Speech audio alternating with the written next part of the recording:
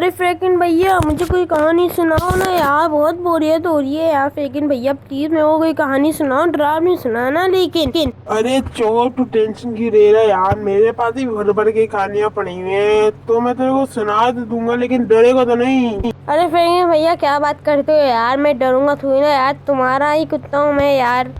तो चल ठीक है, अब सुन, डरियो मत।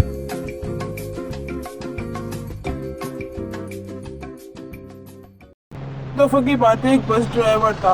वो अपनी सवारियां छोड़ दिया करता था। तो वो अपनी सवारियां छोड़ने के बाद वो मतलब अपनी सवारियां उठाता था और लेके छोड़ दिया करता था उनकी जगहों पर। फिर वो अपने घर की तरफ चलाया करता था, और उसका नाम जो है मैं तुम्हें आखिर में बताऊंगा, सही है ना। तो अब सुनो आगे। एक दफा की बात है, जब वो अपने सवारी छोड़ने के लिए जा रहा था, तो फिर सवारी छोड़ने के बाद वो फिर अपने घर जाएगा, उसने ये सोचा था, सही है ना। मतलब वो ड्रिंक करेगा, उसके बाद अपने घर जाएगा। फिर वो नशे में जा रहा था, ड्रिंक करते हुए, मतलब नशा वशा करते हुए। फिर वो इतने नशे में था, इतने नशे में था, चो मैं तो क्या बताऊँ, कि उसके सामने एक गाड़ी थी, उसने उसको ठोक दिया। सही है ना। अब ऐसी बात है, वो नशे में था, चौप यार, उसने ठोक दिया, सही है। अब मेन बात ये है कि उसने गाड़ी रोकी और उतरा वो, सही ना। जल्दी से वो उतरा, वो डर गया था कि क्या हो गया। वो जल्दी से गाड़ी के पास गया, उसने देखा उसके अंदर दो बंदे मरे पड़े थे। वो इतना डर चुका था कि उसे लग रहा था कि भाई मेरे ऊपर पुलिस केस ना हो जाए, इसलिए उसने सोचा कि इनको मैं गाड़ी को ब्लास्ट ही कर देता हूँ। फिर क्या कहते हैं भाई, उनको पुलिस वालों को शक भी नहीं होगा मुझ पे कि जो है मैंने गाड़ी मतलब एक्सीडेंट में गाड़ी ब्लास्ट हो गई थी। वो बहुत डरने के बाद सोचता है कि हाँ भाई मैं जो है इसको ब्लास्ट ही कर देता हूँ। वो जो है गाड़ी पे स्टिकी बम लगाता है और जल्दी से वहां से दूर जाता है, और वहाँ गाड़ी को जो है वहीं पे छोड़ देता है। उसके अंदर दया नाम की कोई चीज नहीं बचती डर के मारे, और वो जो है गाड़ी को ब्लास्ट कर देता है। गाड़ी ब्लास्ट करने के बाद वो अपनी बस में बैठता है और वहां से निकलने लगता है। वो गाड़ी ब्लास्ट करने के बाद जल्दी से भागता है वहां से, ताकि कोई इसे वहां पे आए तो उसे देख ना ले। और कुछ ही घंटे बाद उसको या एक दो घंटे होंगे चौक यार, उसको जाते जाते उसको सामने कुछ लाल सी चीज उड़ती हुई दिखती है। तो भी एकदम से ब्रेक लगाता है। ब्रेक लगाने के बाद वो फौरन से उतरता ही का चीज आ गई मेरे सामने। तभी वो उतर के देखता है तो ये क्या भाई। वो पूछता है तुम कौन हो, तो वो कहती है मैं हूँ शैतान की देवती, और तुमने जो दो बंदों को ठोका है ना, वो मतलब अपनी बस से जो ठोका है वो नर्क में आए हैं, और उनके बदले में तुम्हारी जान लेना आई हूँ। वो सुन के घबरा जाता है। लो शैतान की देवती, ये डरो मत, अगर तुमने मेरे एक एग्रीमेंट पे साइन किया तो मैं तुम्हें जान बख्श दूंगी। वो कहता है कैसे मतलब। वो कहती है कि तुम्हें मेरे बदले इंसानों को मारना होगा। तो वो बंदा सोचता है कि भाई मेरी जान चली जाएगी, तो वो सोचने लगता है। तो वो शैतान की देती है डरो मत, तुम्हें मैं अगले दिन यहीं पे मिलूंगी, तुम सोच के फिर मुझे बता देना। तुम्हारे पास पूरा एक दिन है, यानी 24 घंटे। तो वो अपनी बस में बैठा है और वहां से चले जाता है। अरे फ्रैंकलिन भैया फिर अगले दिन क्या होता है?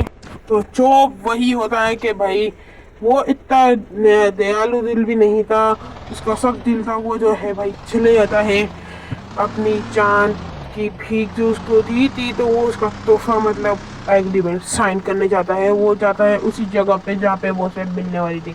वो तभी आता है और देखता है कि भाई हाँ, वो सामने उसके सामने आ जाती है, और शैतान की देखते हैं कि हाँ तुम लोग आए गए, तुम इंसान सब एक जैसे ही होते हो, यानी अपनी जान की भीख के बदले कुछ भी काम तैयार करने के लिए होते हो, चाहे तुम्हें दूसरे इंसानों को मारना हो या खुद को।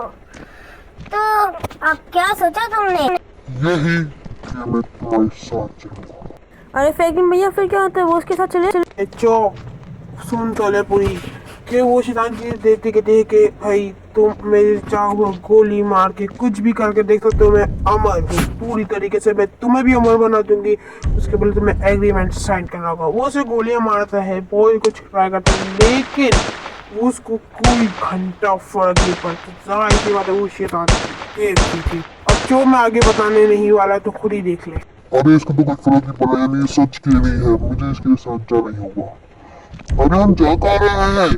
तुम चिंता मत करो, हम उस जगह पे जा रहे हैं, वो मेरा इलाका है। वहाँ मेरे इजाजत के बिना एक पैना भी पर नहीं मार सकता, समझ आई? और वहीं पे तुम्हारी तुम्हारी सारी ताकतें तुम्हें मिलेंगी। और जाते जाते मैं तुम्हें एक बात बताना चाहता कैसी बात?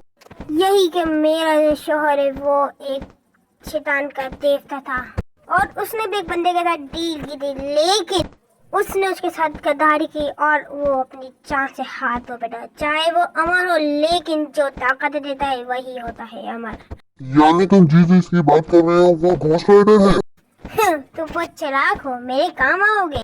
चलो अब हम बस पहुंचने ही वाले हैं। और हाँ, एक बात याद रखना, तुम्हें गद्दारी नहीं करनी है वरना उसकी तरह हाथ तो बैठोगे। और हम लोग लैंड कर चुके हैं, उतर जाओ। क्या हुआ, इस सवारी से तुमने का मन नहीं? अरे नहीं ऐसी बात नहीं थी। अच्छा बताओ मेरे को मेरी ताकतें कैसे मिलेंगी? तुम्हारी ताकतें मिल जाएंगी। तुम्हें सीधा सीधा इस खाई में जाना है और एग्रीमेंट में साइन करना है। और हाँ, याद रहे, तुम्हें जब तुम्हारी ताकत मिल जाए तो तुम्हें एक बात किसी को नहीं बतानी। तुम्हारे पास समझ में आ तो रही है ना? अरे हाँ मेरी बात समझ में आ रही है। और हाँ मैं एग्रीमेंट पे साइन करके आपका आ चुका हूँ। अरे वाह, इतनी जल्दी! तुम तो बहुत शहरों में नजर से बचते हुए गए थे। हाँ तो अब मेरी ध्यान से बात सुनो। मैं तुम्हें मेरी एग्रीमेंट पे साइन करने के 3 रूल बताऊंगा कि तुमने साइन तो कर दिया, लेकिन 3 बातें याद रखना।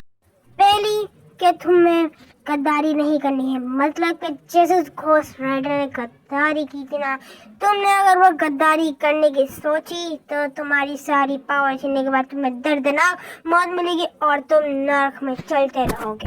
और दूसरी ये है कि तुम्हें जब भी मैं कहूँ तुम्हें मेरा काम करना होगा। अगर तुम नहीं किया तो तुम अपनी मौत को दावत दोगे। यानी मैं तुम्हारे लिए अमर नहीं बाकी सबके लिए अमर हूँ। अभी भी तुम्हारा बहुत तेज दिमाग चल रहा है, इतनी रात को नशा कर रहा था फिर भी मैं। और तीसरी बात ये है कि तुम्हें तुम्हारी सवारी पे जब भी तुम बैठोगे तुम्हें महसूस होगा कि कौन है नर्क में जाने के लिए तैयार, किसके पास बढ़ चुका और तुम मुझे नर्क में भेजोगे। जितने नर्क में आएंगे उतनी मैं अमर होती होंगी और मेरे को ताकतें मिलेंगी, इसलिए मैं तुम्हें ये ताकत दे पाई हूँ। अच्छा तो मेरी सवारी कहाँ मिलेगी मेरे को? चिंता मत करो, अभी तुम सीटी मारोगे तुम्हारे पास तुम्हारी सवारी आ जाएगी। और ये क्या, ये तो आ गई। और ये क्या, ये तो घोस्ट राइडर की बाइक। हाँ, ये घोस्ट राइडर की बाइक है। उसका किरदार तुम्हें मिलता है और तुम्हारे ऊपर ही कि तुम क्या करो। तुमने गद्दारी, तुम्हें 3 रूल तो पता होंगे ना जो मैं तुम्हें बता दिए हैं। और मुझे क्या करना है? अब तुम्हें कुछ नहीं करना है, तुम्हें अपने घर जाना है। अरे फ्रैंकलिन भैया, आगे क्या होता है? अरे जो अगर तुझे आगे कहानी सुननी है तो इसका नेक्स्ट पार्ट बनाएंगे। लोगों से बोलो लाइक करो, शेयर करो। तब तक के लिए बाय।